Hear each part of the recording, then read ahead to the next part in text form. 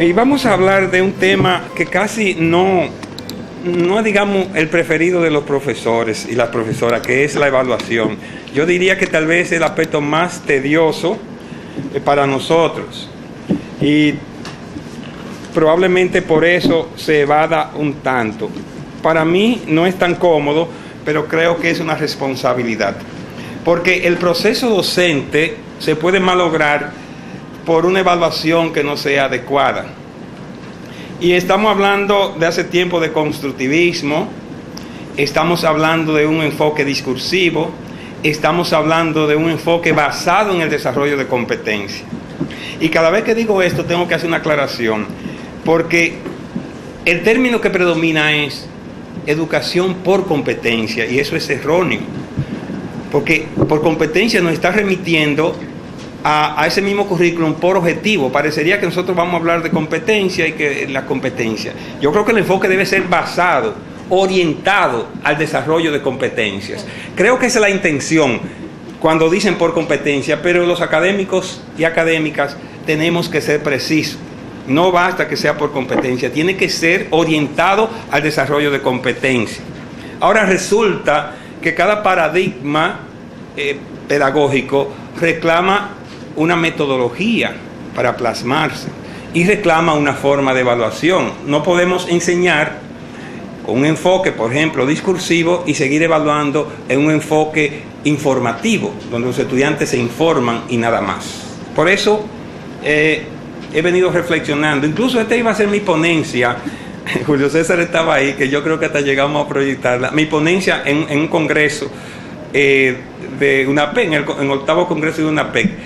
Pero era tan poco el tiempo que no valía la pena como, digamos, sancochar el tema. Y lo dejé, Cesarina y Utesa me proporcionó este espacio y digo, allá sí, porque ahí lo hacemos sosegadamente y de una manera, digamos, horizontal, simétrica. Allá era más heterogéneo, porque es una reflexión que es la primera vez que voy a compartir. Entonces, nosotros tenemos que partir entonces del enfoque que queremos. ¿Cuál es el principio fundamental del enfoque basado en el desarrollo de competencia? Es aplicar el conocimiento para resolver problemas y producir nuevo conocimiento. Ese es el principio fundamental, no hay que irse muy lejos, irse a Hain, buscar por aquí, que Chomsky, etc. Todo eso está muy bien para conocer la historia de este paradigma, pero la esencia es llevar a los estudiantes a que apliquen el conocimiento. Por tanto, es una falacia decir que en el enfoque basado en el desarrollo de competencias lo que se quiere es práctica y nada más, como que es un enfoque mecanicista, que las personas van a aprender a hacer cosas nada más. Ese, digamos, fue parte de su historia cuando estaba entroncada especialmente con esos programas de Infotec, etcétera. Pero en las academias, el enfoque basado en el desarrollo de competencia supone el conocimiento. Usted no puede aplicar lo que no tiene. Por tanto, hay que seguir trabajando el conocimiento, las informaciones incluso. Los estudiantes tienen que seguir leyendo. Los profesores tenemos que seguir explicando. Pero debemos dar un paso más. Debemos crear estrategias para que ese conocimiento sirva para algo, a resolver. Y ese es el desafío, realmente. Llevarlo a que puedan crear situaciones donde ellos apliquen el conocimiento. Resolver incluso de matemática, podría poner a resolver problemas de su vivencia. Pero ese conocimiento no se debe quedar solo en la aplicación, debe volver de una manera superior de la práctica a producir nuevo conocimiento. Por tanto, el enfoque basado en el desarrollo de competencias no solo supone conocimiento, supone la construcción de conocimiento. Por tanto, esto no colide con el paradigma constructivista, lo subsume, y no colide con el paradigma discursivo, porque el paradigma discursivo propugna por las competencias comunicativas, propugna porque la gente aprenda a manejar discurso, a producir discurso, a entender discurso, y eso no es más que la aplicación del conocimiento. Por tanto, estamos en presencia de un paradigma superior que incorpora lo mejor de todos los paradigmas. Es más, incorpora a los últimos paradigmas que han mostrado rentabilidad. Esa aclaración para entender entonces qué vamos a evaluar. de qué paradigma, y para que no nos dejemos de calificar tan fácil una visión tan productiva como esta. Lo que sucede es que el desarrollo de competencias no vino desde la universidad, entonces al principio heredó ese lastre solamente práctico, pero la academia ha revertido eso y le ha dado una visión con contenido que hay que reivindicarla. Entonces, otro aspecto importante de este enfoque es que implica el concepto de literacidad. ¿Qué es la literacidad? La literacidad es leer y escribir a través de todo el currículum.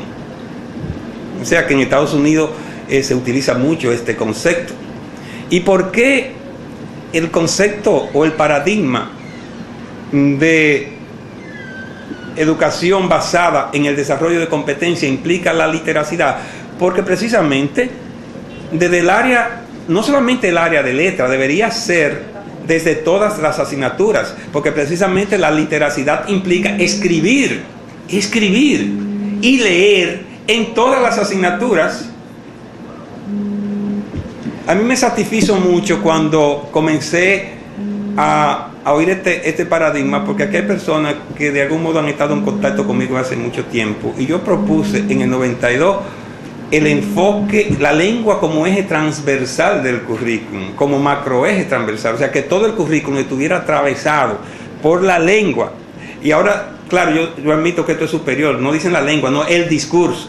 La literacidad implica que el discurso permee todo el currículum, que se trabaje que en matemática, hagan ensayos de matemática, que lean ensayos científicos de matemática, que lean historia de la matemática, que lean artículos de matemática y se discuta.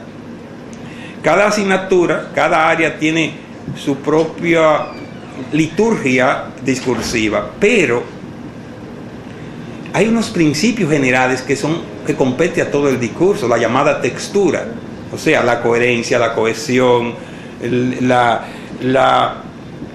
interrelación o la intertextualidad. Eso de todos los textos, solo que tendrá una expresión específica en cada área. Eso revela la importancia de los profesores de español, pero revela también que todos los profesores deben asumirse profesores de español, haciendo énfasis en su área específica, pero al fin y al cabo profesores de lengua y de discurso. Y quiero también enfatizar eso porque algunos de los teóricos de la literacidad proponen que realmente la clase de español no tiene sentido, que escriban desde cada asignatura, pero que entonces que no hacemos nada, que con un curso de redacción no van a aprender nada. Pero no es tan sencillo así. Yo creo que los principios generales de la producción la tenemos nosotros, los de español. Y esos principios generales hay que explicarlos en algún espacio, que es la clase de español. Y entonces esos principios de textura, no solamente que signo de puntuación, no se puede trabajar en todas las asignaturas, no es solamente las reglitas, eso es de todas las asignaturas. Si los profesores de español fuéramos solo de eso, la verdad que no tendría ninguna relación. Ahora, comenzar a trabajar para que las personas desarrollen la competencia de producir párrafos coherentes, eso en español, entonces ellos lo van a replicar en todas las asignaturas. Para tener la intuición oracional, eso es clase español. ¿Cuál es la intuición oracional? Que una persona no necesita mucha teoría, que una oración, que tal y tal cosa, sino que cuando esté escribiendo tenga la intuición de saber que ya ahí terminó una oración, y cuando esté leyendo, eso es la clase de español. Para desarrollar procesos epistémicos como la síntesis y el análisis, la clase de español, que después la van a replicar en las otras asignaturas. O sea, creo que sí, que nosotros tenemos un espacio mucho más importante que lo que tradicionalmente se nos asignó desde el mismo enfoque de la literacidad. Entonces, la literacidad implica, o está implicada, mejor dicho, en el paradigma orientado al desarrollo de competencia, porque es aplicar el conocimiento que aprenden en la clase de español en todas las asignaturas.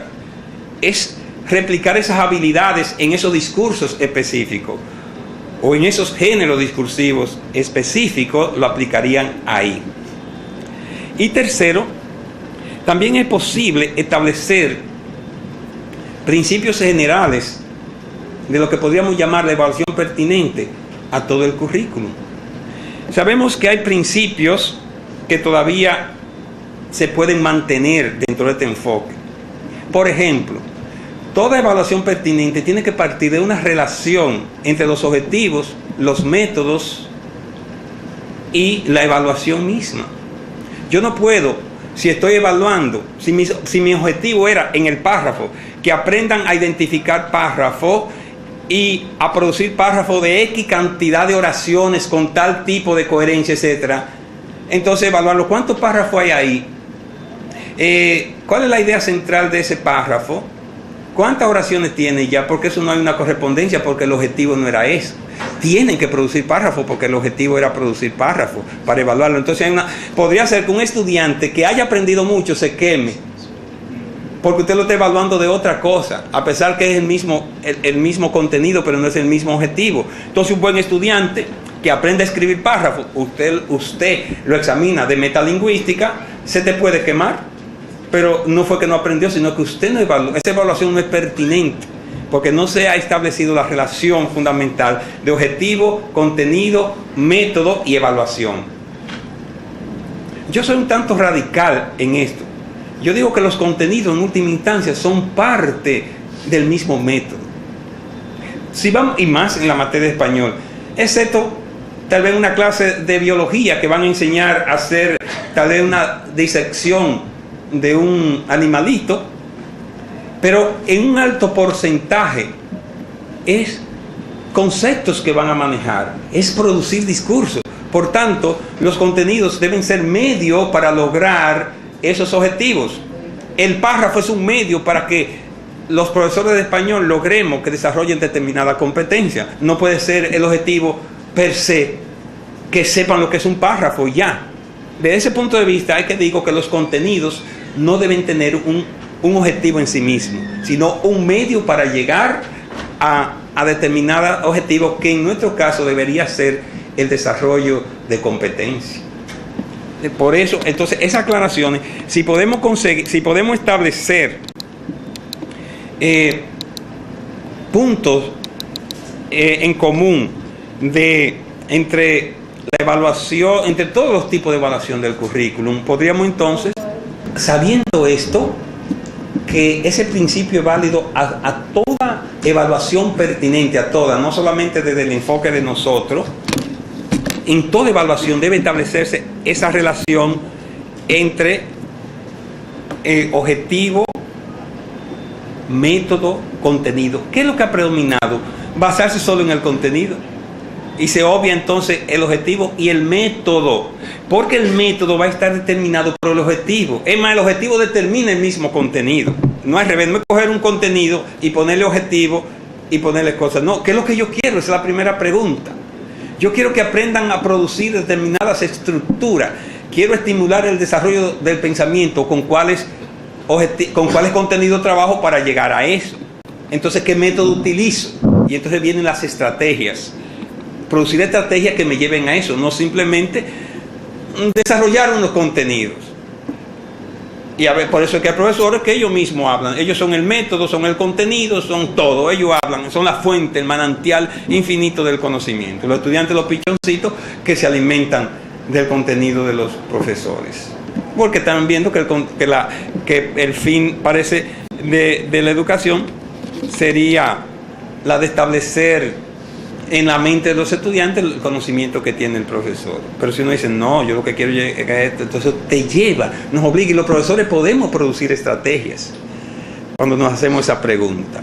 Ahí tienen, por ejemplo, por eso yo pongo, el método tiene que tener una relación también fundamental. Si usted no enseñó a los estudiantes a trabajar, a desarrollar determinados procesos, no se lo pida en la evaluación, porque se te van a quemar. Entonces si se sabe que eso es así, tiene entonces que poner el método como algo importante. Fíjense que yo pongo el centro de los objetivos y le doy también mucha importancia al método. Eso es en todas las asignaturas, pero estamos en lo de español, en nuestro caso sería lo de español.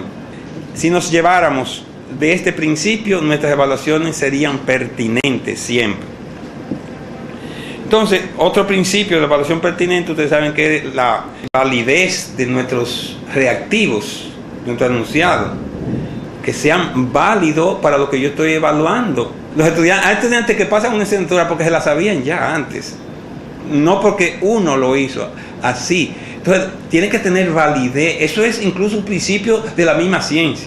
Todo instrumento, señores, la evaluación es científica.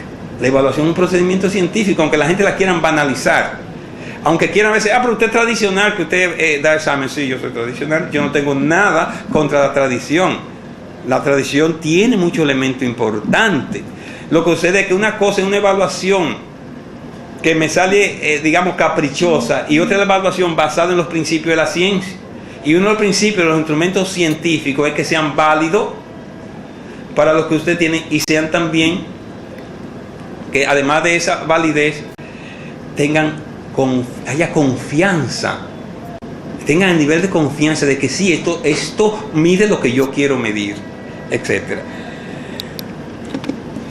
Entonces, ahí tienen los principios que son para todo. Eso es un repaso, porque eso ustedes lo han dado, tal vez algunos han sido profesor de didáctica.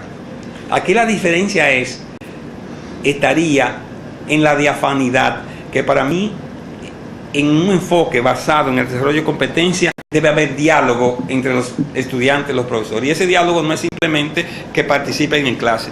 Tienen derecho a saber cómo se les va a evaluar. Y hasta ese profesor, pero aquí en el programa dice que es así, y además su método es así. ¿Qué tal si utilizamos esto también? No tenemos nada que perder, al contrario, podemos ganar, porque si se le ocurre una idea, ¿por qué no? En este enfoque debemos entonces propiciar el diálogo con los estudiantes. El segundo parcial es al día, trata de esto y esto. Los reactivos será así, van a redactar párrafos de tal extensión. Sí, es más, debería estar en el programa. Párrafo de esta y de esta manera, y eso va a valer un tanto por ciento de eso. Tendrán que identificar, hacer en un texto sin punto, me van a identificar las oraciones que hay. Pero usted no nos ha dado eso nunca, profesor, que no. Pero usted tiene que saberlo, no, profesora, usted tiene que explicarlo, pues entonces explíquelo o quítelo. Esa es la dialogicidad de eso. Y debe ser, la trascendencia está dada, algo es trascendente en función de las expectativas.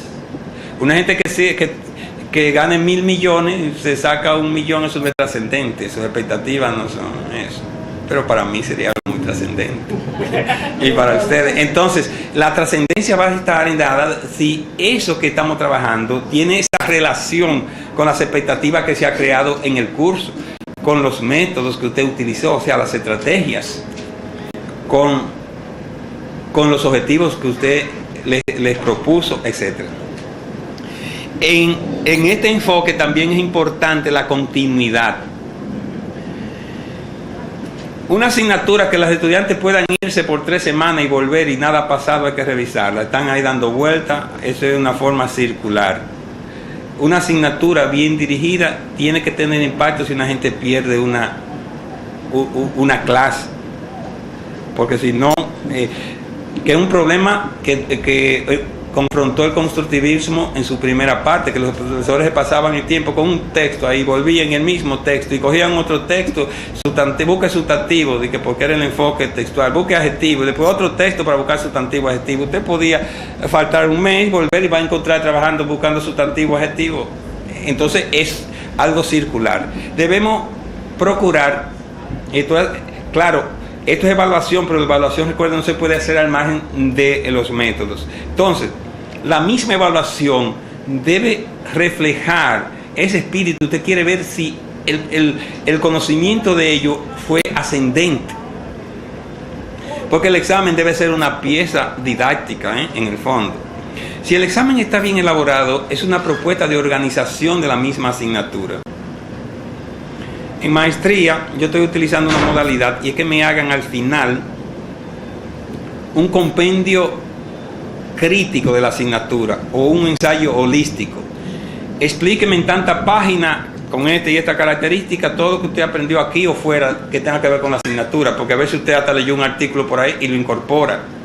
Entonces, para ver la ascendencia. Y el examen debe ir a sí mismo, o los exámenes. Si el examen va a recoger habilidades para producir oraciones, habilidades para producir párrafos, habilidades para producir síntesis, texto, siga un orden ascendente, primero no lo ponga a producir texto y después vuelva a la oración. O sea, esa continuidad. Y la integración de conocimiento es fundamental. Algunos reactivos que hagan que el conocimiento lo tengan que relacionar y que no le quede tan fragmentado. Aunque sea un tema que tenga que hacer un comentario, eso es válido para todas las asignaturas, que integren y organicen el conocimiento. Desde este enfoque, eso ayuda a la literacidad, ayuda a desarrollar su discurso y la capacidad productiva. Y por supuesto, y ya esto de constructivismo, la metacognición. Pero fíjense que ya el constructivismo estaba dando pauta para el enfoque académico basado en desarrollo de competencia. Porque hay que hablar de una competencia, un enfoque académico, porque hay un enfoque basado en desarrollo de competencia que no es académico, que es, competencia para arreglar bien un motor. Nosotros eso no nos interesa. Claro que nos arreglen el motor, sí, pero la academia no es simplemente escriba párrafos, no. Toda una teoría, una discusión, un trabajo. Entonces van a terminar interpretando párrafos ajenos y produciendo párrafos propios dentro de un contexto adecuado, lo que llaman una situación de comunicación. Entonces el constructivismo ya nos hablaba de la metacognición, ¿se acuerdan? Es que la metacognición, aplicar el conocimiento para producir el conocimiento. Y recuerden que en principio decía que uno de los elementos importantes del enfoque basado en el desarrollo de competencia desde el ámbito de la academia es producir conocimiento también. Van a aplicar el conocimiento a otro, o sea, van a reflexionar. Yo evito usar la palabra analizar en el sentido de reflexionar, porque dice, fulano hizo un análisis, como que se puso a reflexionar, porque yo reservo más el término análisis para la descomposición de los elementos, para el desglose, y uso más reflexión. Entonces, reflexionan. Si usted le pone un artículo, es más, usted le pone una definición y se ponen entonces a ver todo lo que implica esa definición, a ver incluso si hay contradicción, probablemente produzca un conocimiento nuevo, aunque sea asumir ese que ya estaba ahí. Fíjense que aún al final asuman el mismo conocimiento. Si lo hacen críticamente, ya eso es construcción de conocimiento, porque no es una simple transmisión, no una simple repetición a crítica, sino que ya la asumí porque llevé un proceso de análisis, reflexión y síntesis. Pero probablemente descubran que hay contradicción. Miren algo tan ingenuo, que los profesores les ponemos, digo, yo no le pongo, déjenme salir de ahí, no va a ser tan solidario con eso, que le ponen que en el proceso de comunicación,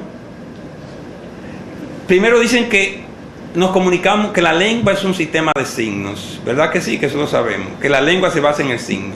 Cuando le ponen, la definen la comunicación y le ponen el famoso esquema ahí, no aparece el signo. ¿Y qué pasó? Usted nos dijo que era signo, entonces cuando aparece en el proceso, desaparece el signo. Entonces la lengua se convierte, ponen algo que es mensaje, que uno no sabe qué es el mensaje. El mensaje es cualquier cosa. El mensaje parece a veces que es el texto. Cuando uno examina los ítems de evaluación, lea el siguiente mensaje. ¿Cuál es el mensaje del texto? Ya mensaje significó por un lado el texto y por otro el contenido. Pero cuando lo ponen ahí en el esquema aparece el significante del signo. Por tanto, hay una contradicción flagrante entre lo que decimos, que la lengua se basa en el signo, y el esquema de la comunicación, porque ahí no aparece la lengua. Dice la lengua un código, pero no es un código, es un sistema de signos. ¿Y cuál es el signo? Ahí debe aparecer, por lo menos, podríamos hablar de un signo textual. Y el signo textual tendría un significante y tendría un sentido, ni siquiera un significado, sino que ahí se nos va a convertir en sentido. En la comunicación de tanto significado, es sentido que hay que buscarle. Pero como todo es transmitir información, los pobres estudiantes son acríticos, ni tan pobres los estudiantes, porque también los profesores se tragan repitiendo contradicciones. Por un lado están las definiciones y por otro lado está la práctica. Entonces, en un enfoque donde se esté dialogando sobre eso, se puede salir esa contradicción y ayudar. De hecho, mucha de mi experiencia son muchos de ustedes que me han ayudado a enriquecerla. Es una suerte haber tenido alumnos inteligentes y alumnas que te hagan señalamiento crítico. Pero para eso hay que tener la disposición a oír las críticas. Las personas creen que si yo escribo un texto y algo me lo critican, me lo están destruyendo. No, si me lo están destruyendo lo malo del texto y lo vamos a enriquecer. O sea que eso es positivo. Entonces, si en el aula Víctor Vázquez me señala, profesor, pero hay una inconsistencia en esto y en esto, por lo menos me pone a pensar. O sea que hay que propiciar la metaconexión, que es que lo mismo que nosotros lo enseñamos, lo apliquen hasta para cuestionar nuestro discurso. Tal vez tuve la suerte de tener buenos profesores como Celso Benavides, Jiménez Sabater, que Pedro Mir solamente no era poeta. Pedro Mir era un epistemólogo, era un filósofo. Y yo recuerdo un examen que nos propuso que me impactó. Él dice, hagan un seminario de nada que sea cosas repetidas, hasta del mango vanilejo que usted quiera hablar, si puede decir algo diferente a lo que han dicho. Y sobre todo, le agregó, especulen. Me sacudió, porque la especulación tenía muy mala fama, todavía tiene mala fama entre nosotros. Decía, no, porque él era un apasionado, así mismo decía, es que el mundo ha avanzado por la especulación de la gente que piensa. Especulen.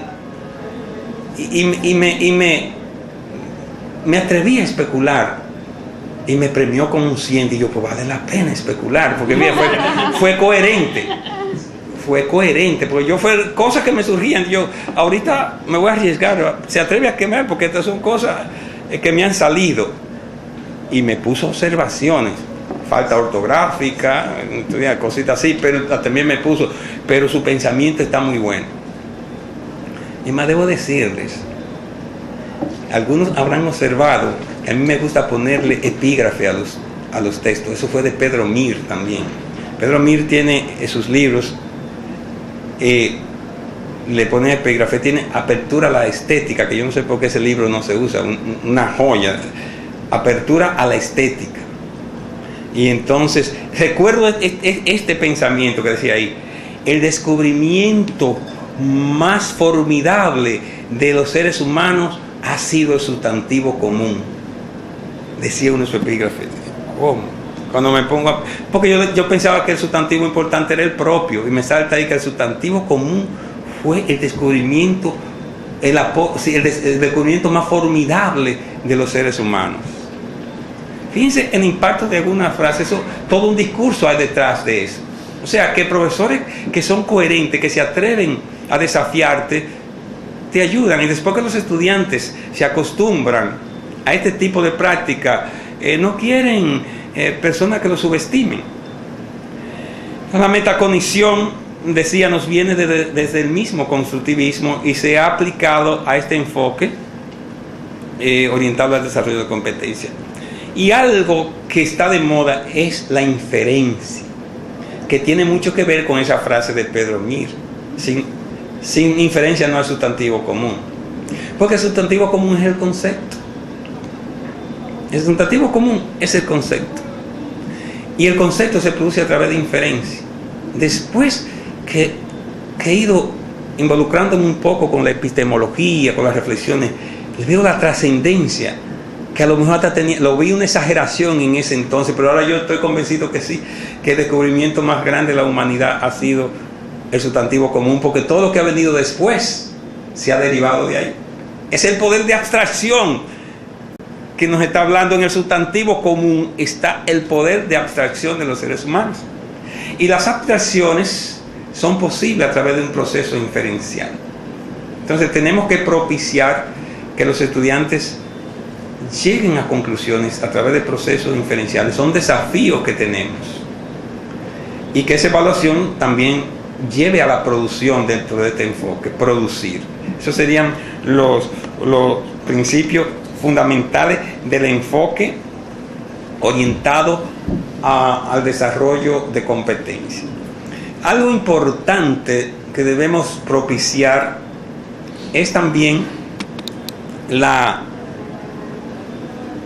que yo les llamaría algún tipo de competencias fundamentales. Bueno, como el currículum habla de fundamentales, vamos a llamarles estratégicas. Yo creo que hay competencias estratégicas porque sirven para todas las demás.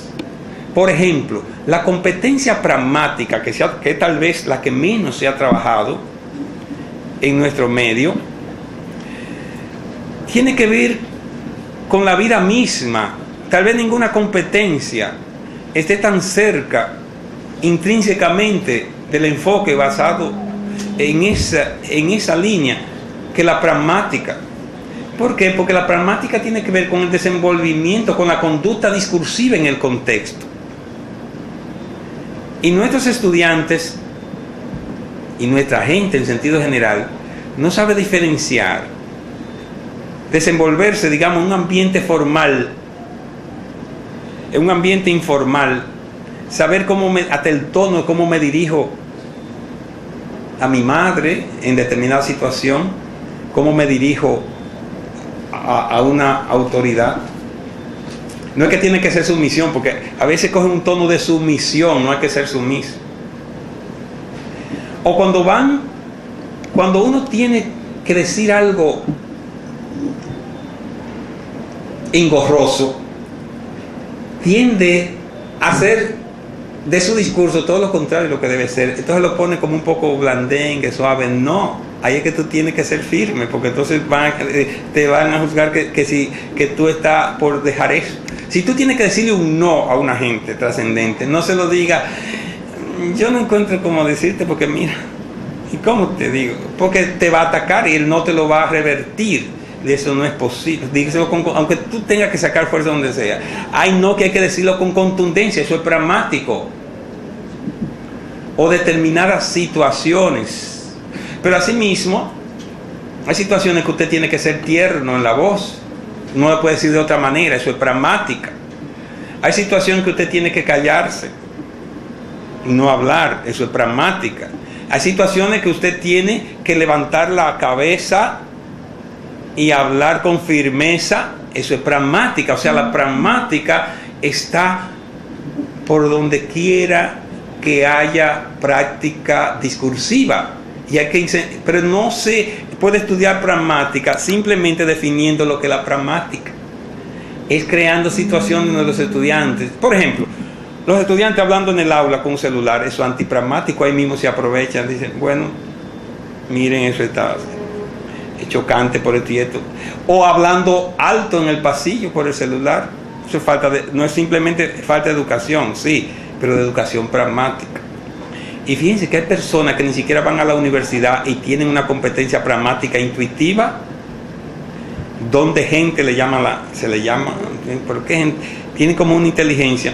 Por eso, no es ocioso plantear cierta relación incluso con las inteligencias múltiples y las competencias, porque la competencia pragmática es una combinación de la inteligencia interpersonal e intrapersonal. Para poder desarrollar la competencia pragmática hay que desarrollar la inteligencia interpersonal, saberte desenvolver con la gente, que muchas personas la tienen casi de manera innata, como una decencia natural. Y alguien dice inteligencia natural, pero también saber trabajar tu propio yo, saberte a veces tragar tu rabia, porque no es el momento. Y a veces tener que hablar con coraje, aunque no esté tan, pero sabe que tiene que hablar, dominar conocerte, manejarte, saber decir, no debí decirle esto a fulano. Yo fui muy grosero con los estudiantes, porque parece que le hablé muy mal. Reflexionar sobre tu propio yo. Eso es inteligencia intrapersonal, pero todo eso está implicado en la competencia pragmática, fíjense. Ahora, con uno poner en el currículo competencia pragmática no va por ningún lado. Es buscar estrategias, oportunidades para incentivar el desarrollo de la competencia pragmática. Y entonces es difícil de evaluar. Es difícil de evaluar en un examen. En un examen simplemente escrito. Pero se puede evaluar dentro de la evaluación continua. Tú observas cómo se desarrollan tus estudiantes y le llaman atención y le pone tarea y lo observa. Aunque no le ponga una valoración muy alta en términos académicos, pero yo creo que nosotros como humanistas no podemos estar centrados solo en los contenidos y olvidados del ser humano. Y si hay una competencia que está cerca del ser humano, es la competencia pragmática. Y debemos observarla, observar a la gente, ver cómo lo ayudamos, buscar oportunidades, crear situaciones que permitan aplicarla, etc. Otra competencia son varias, pero lo que le he llamado, ¿cómo fue que propuse que le llamáramos? Estratégicas. Es la discursiva, porque la discursiva es estratégica porque te ayuda a comprender discurso y ahí va a implicar la lectura. Pero no solamente la lectura, la escucha. Por ejemplo, a veces se da una combinación de competencia pragmática y discursiva. De hecho, para algunos teóricos, la pragmática es parte del discurso, se habla de una pragmática del discurso. Pero hay personas que te escuchan y tú le estás diciendo, mira, tuvimos un encuentro muy importante entre profesores de UTESA y dialogamos sobre ti. ¿Y cuánto van a pagar? No te han oído, pero sí, yo te escuché lo que tú me dijiste. Pero no es solamente que te escuchen, es que hay una reacción. Hasta los anuncios en la televisión, que tú los pongas muy cerca y no hay una pequeña pausa uno entre otro, se pierde un poco el impacto del anterior, porque no hubo como esa transición para que tú respiraras y procesaras. Si no mientras más segundos deja entre un anuncio y otro, más procesa tú el anterior. Pues mínimo deberíamos dejar una pausa entre un turno y otro. Pero la decencia, la buena educación y la competencia pragmática y discursiva te aconseja que por lo menos le dé una respuesta, aunque sea de cortesía. O que alguien te halague y tú no respondas, es casi hacer lo que da ridículo. Porque el halago, si tiene una respuesta, se convierte en galantería, en generosidad, gentileza, pero sin respuesta se convierte en ridiculez. Como quien dice, entonces todo eso parte de la pragmática del discurso que tenemos que conocer y no simplemente darle, y si observamos eso en los estudiantes en el aula, y ahí entonces se aprovecha, miren, mínimo usted tiene que hacer eso. El discurso implica alteridad, el otro, alterus es el otro. La alteridad del discurso. La alteridad es intrínseca al discurso. Y cuando usted no toma en cuenta al otro en el discurso, le falta competencia discursiva y competencia pragmática. Se vinculan. Por eso, la competencia discursiva no es simplemente saber escribir discurso, es interpretarlo y manejarlo, aplicarlo adecuadamente. Y una competencia que también debemos de aplicar en el aula y tratar de evaluarla. ¿Por qué hago énfasis en la evaluación? Porque si usted trabaja determinados temas para buscar determinados objetivos y no lo evalúa, pierde relevancia. Cuando usted lo evalúa, los estudiantes salen meditando, sobre todo en esas evaluaciones de medio tiempo. ¿Y qué salió? Salió esto y tal cosa, y eso se convierte en motivo de reflexión. No hay salió algo de que una competencia, creí que la respuesta era competencia pragmática, ¿y qué es eso y tal cosa? Y te preguntan en el aula, usted le creó una situación para que diga qué tipo de respuesta podía dar, y hasta le da selección si quiere. Y pone sobre el tapete. Los exámenes también tienen como misión poner sobre el tapete los temas importantes. Yo recuerdo cuando estaba en bachillerato, cuando salíamos, yo aprendía más casi que en la clase, porque ¿y qué tú contestaste? ¿Y qué fue eso? Yo recuerdo que me aprendí la palabra del Sanedrín en un examen que era prueba nacional. En ese entonces eran unos exámenes que llegaban unos días antes a la región. Antes llamaba, no era regionales, se llama inspección. Y de quiénes condenaron, quiénes juzgaron a Jesús. Eso no lo trabajó el profesor ni nada. Pero cuando se dice, ¿qué tú pusiste el Sanedrín? Sanedrín, sí, con una H y tal cosa. Y cuando buscamos, yo me lo aprendí porque salió en un examen. Claro, me lo habría aprendido de todos modos, pero yo digo que los contenidos no son tan, porque saber cuándo nació Juan Pablo Duarte, que no lo contesten en cuarto, no te preocupes, que más adelante, algún día, hasta por la radio lo van a oír y se les va a olvidar también. Entonces, eso, el conocimiento, si no lo van a manejar, eso se va a olvidar como quiera.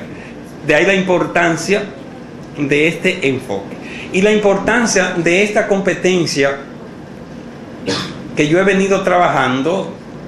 No soy tan egocéntrico, pero debo decirlo, no para reclamar méritos, sino para asumir responsabilidades. La competencia epistémica, mnemotécnica, también he trabajado epistémica, la mnemotécnica. Fíjense que desde el constructivismo y desde este enfoque se nos ha objetado el menosprecio que hemos exhibido por la memoria. Porque justamente digo, ¿qué importancia sepa que una persona sepa cuándo nació Mella como un dato aislado? De hecho, si se lo preguntáramos aquí, algunos tendrían problemas. Pero no es que no lo saben. Lo han leído, lo han oído 10, 100 veces cuando murió Mella. Lo que pasa es que la mente no funciona así, con datos aparcelados. A cualquier genio, a menos que no tenga una memoria privilegiada, le va a pasar. Tampoco nosotros trabajamos así. Si tienen que escribir un ensayo sobre Mella, van a tener muchísimas fichas. Por tanto, lo más importante es saber manejar los datos. Sin embargo, creo que caímos en un extremo sobre la memoria, teniendo razón. Porque cuando se hacía esa discusión, algunos decían, pero que la memoria es importante, porque sin memoria no es posible manejar el conocimiento. Yo digo, tienes razón, pero también yo veo que tienen razones quienes dicen que no tiene ningún sentido esa memoria de estar repitiendo. Y me estaba moviendo en ese dilema. Sabía que ambos teníamos razón. Quienes dicen que no tiene mucha importancia el conocimiento compartimentalizado, o sea, pedacito por aquí, pedazo por allá. El conocimiento episódico, la memoria de momento, sino el relacionarla. Entonces, viendo un programa de ajedrez de Susan Polgar, se me prendió el bombillo. Susan Polgar fue una es campeona mundial de ajedrez. Y porque su papá, que era psicólogo de Hungría, me parece, decía que el genio se hace, no que se nace. Y él dijo que sus hijas la iba a hacer campeona de ajedrez. Y las dos fueron campeonas de ajedrez. Comenzó desde niña. Pero en la entrevista ella decía, ¿y cómo? Le dijeron, pero ¿y cómo es?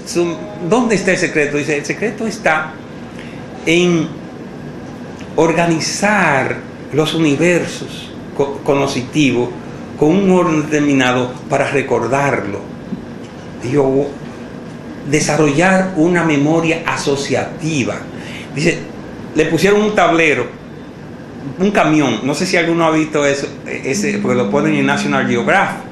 Un camión que de un lado tenía un tablero, lo pasaron y pudo pasar un segundo, dos, algo así, y después pudo reponer el orden de todas las piezas que estaban ahí. Luego le pasaron el mismo camión, pero con otro orden de la pieza, y no pudo. Dice ella, lo que sucede es que el primero, la pieza me permitió organizarla rápidamente, ponerla. Estas estaban demasiado fragmentadas, y no digo, ahí lo tengo. entonces podemos llamar una competencia mnemotécnica, que no es lo mismo que una memoria, que un memorismo, y ese sí se opone al memorismo automático, acrítico, sino que si yo tengo un dato, por ejemplo, ¿qué yo hice para recordarlo, Patricio?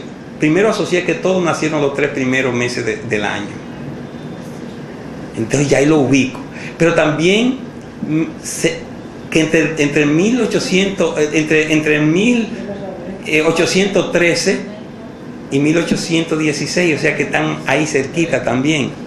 Entonces cuando me preguntan, ya me voy a un segmento corto, los 3 primeros meses, y entre 1813 y 1816. Entonces ya ese coger, y así uno comienza a asociar datos, y esa es una memoria entonces asociativa que permite desarrollar una competencia mnemotécnica. Por ejemplo, si me dijeran, cuando yo estudio que Saussure murió en 1916, yo lo asocio con la primera invasión norteamericana. Y en el 16 también, pero no de 1900, murió Cervantes, 1616. Entonces, si quiero recordar Cervantes, sé que no es 900 porque sabemos que eso es de la literatura clásica, pero si sé que es 16, ya tengo una pata de la mesa.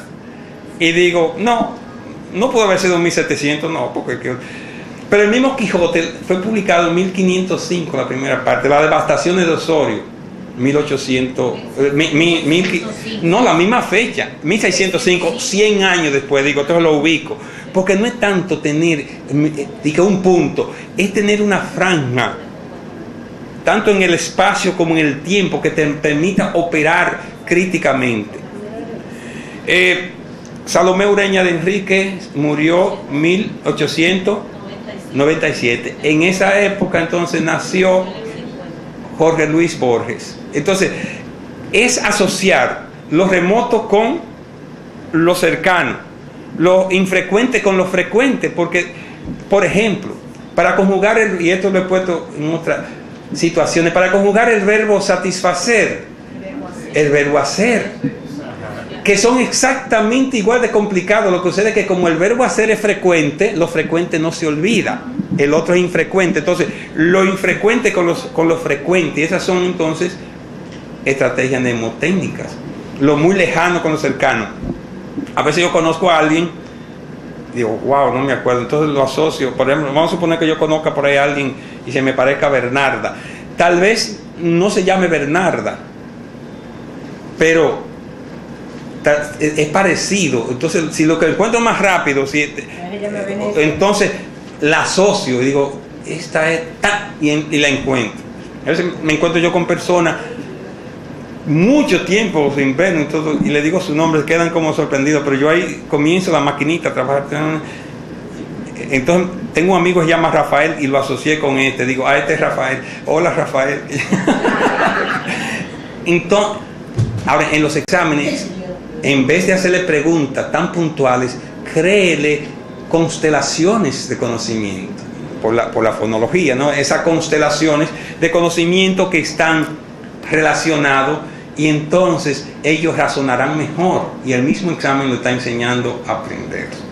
O sea que la evaluación desde este enfoque tiene muchas implicaciones. Esta, digamos que es un primer momento. Vamos a coger una pausa y después, cuando vengamos, ustedes van a hacer preguntas, pero antes tienen que darme un aplauso.